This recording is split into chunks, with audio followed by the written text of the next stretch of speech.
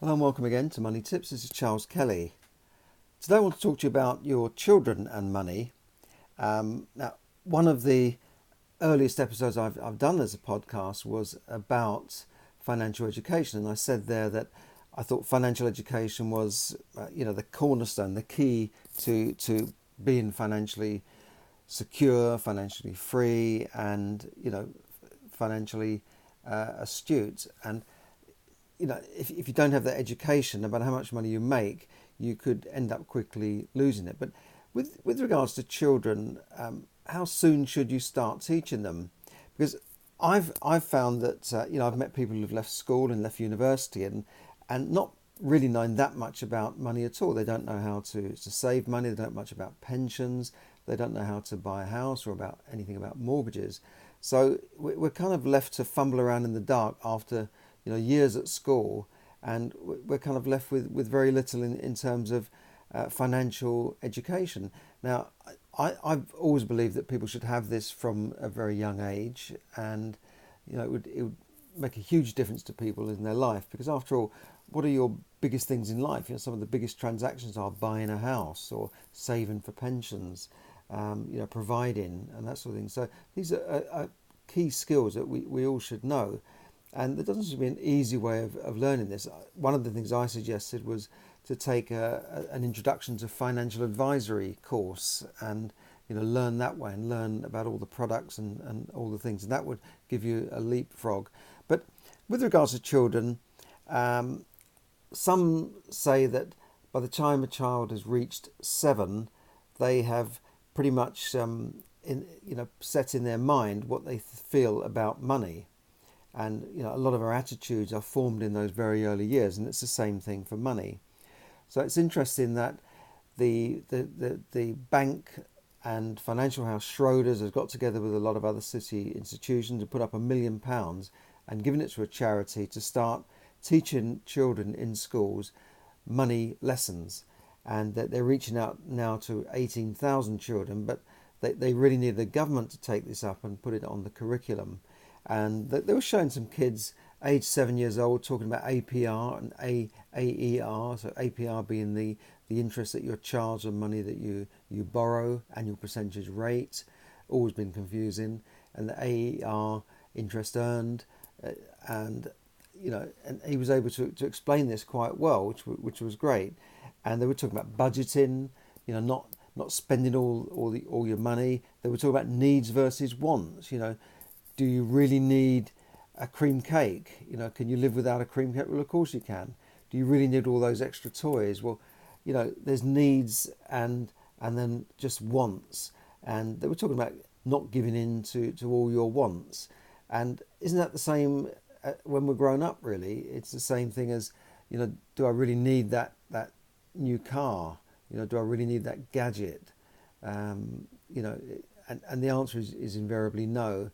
And it's like these compulsive shoppers, isn't it? They're going around buying stuff all the time just because it's there, just because, there's a 50% discount on it. But, do you really need it? So that was an interesting move. And I hope that children do start learning as young as possible in school about money, because it is so important later in life. And I talk about your attitudes to money in my book. Yes, money can buy you happiness.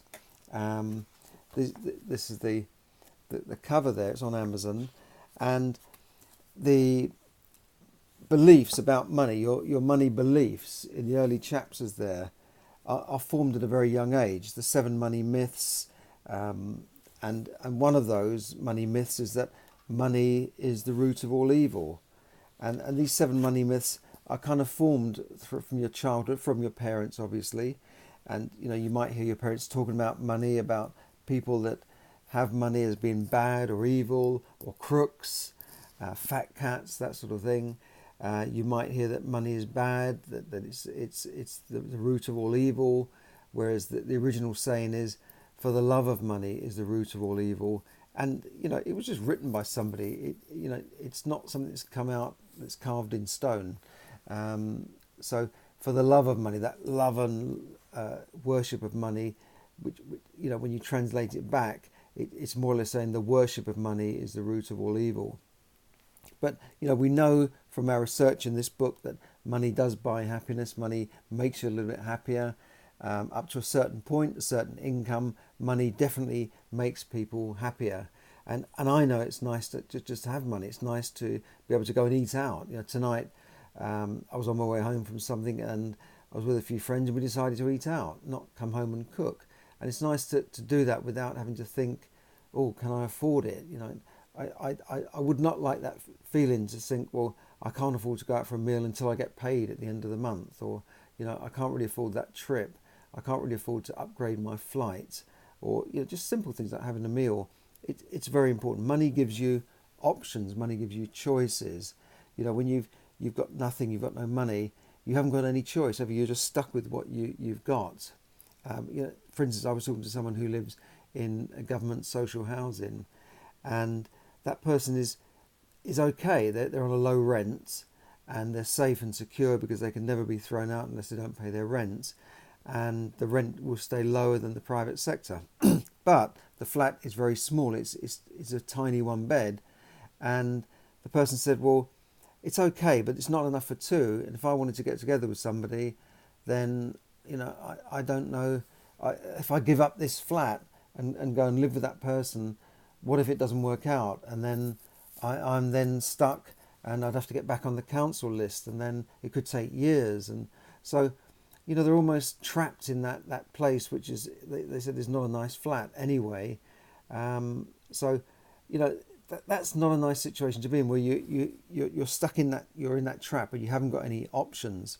So that's one of the reasons why I think money does buy happiness, because it gives you options. It gives you options about where to go, what to do, where to have treatment if you need it, where to live in terms of what neighbourhood you want to live in. Do you want a neighbourhood that's good for your children, for children's schools, or do you want to give your children private tuition? All of these things are choices that money can give you, and in effect that money is then buying you happiness, buying your family happiness, security and freedom. So that's enough about my beliefs on money. But talking about children, another article I saw is asking the question, how much money should we give our children in terms of pocket money? And if parents can afford to give pocket money, then much more often they'll just pay them in cash. Sometimes they'll buy them stuff, sometimes they'll put stuff in their bank account. But it said 84% of British parents give notes and coins to children, typically on allowance, including some discretionary spending of an average of around £7 per week, about £1 a day.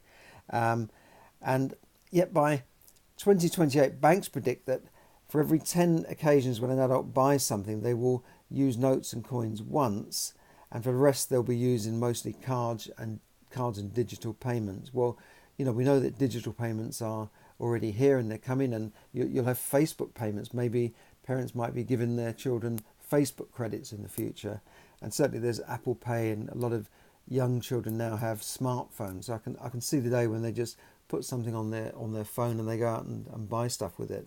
So that's an interesting trend. And it also says that it's useful for pocket money is a useful way of teaching children, how to use money. It teaches them, about money and, what is money? What can money do? You take this coin or this note and you go and exchange it for sweets and goodies. That's money.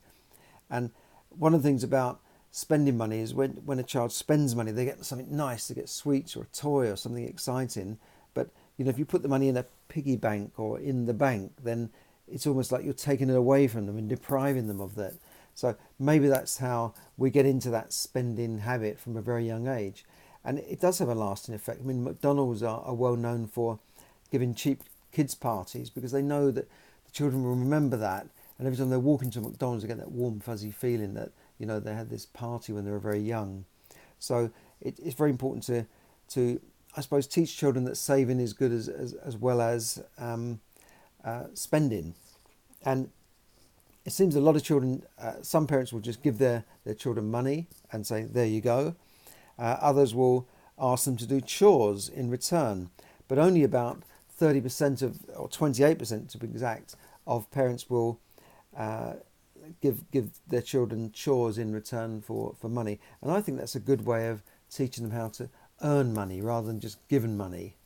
A friend of mine's got children, and he has been teaching them about money, and said, well, we're going to the shop now, and you've got X amount of money. I think it was £10 or £20, and the boy said, well, I want all of those toys. And they said, well, you can't have all of them. You can, there's three things you want, but you've got this amount of money, so which one do you want? And the boy had to think about this. He's about 7 years old. He's thinking, well, I don't know, and he's really starting to think about it now.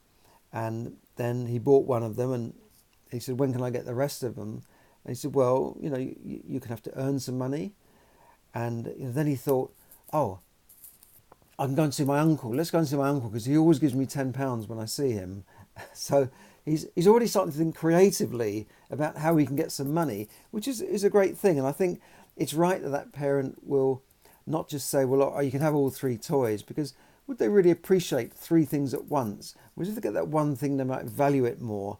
And I think that's a good thing. So, the advice for parents from the Independent Money and Pension Services is to get children started with money as young as possible.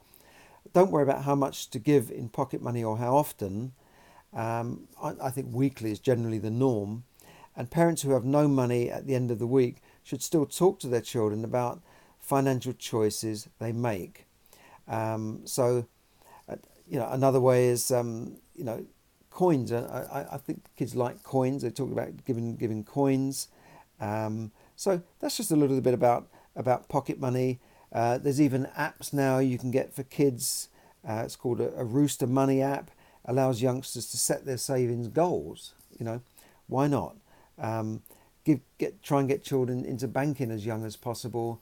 Get them a little card or something like that. I think it's all good things to start from a very young age to learn about money, and then perhaps later on they won't be making the same mistakes that other people make and getting scammed and not making the right choices in life. So there you go. Hope this has been useful. This has been Charles Kelly, bringing you money tips to help you save, earn, invest, accumulate, and ultimately enjoy money, more money. Check out my book, Yes, Money Can Buy You Happiness, on Amazon.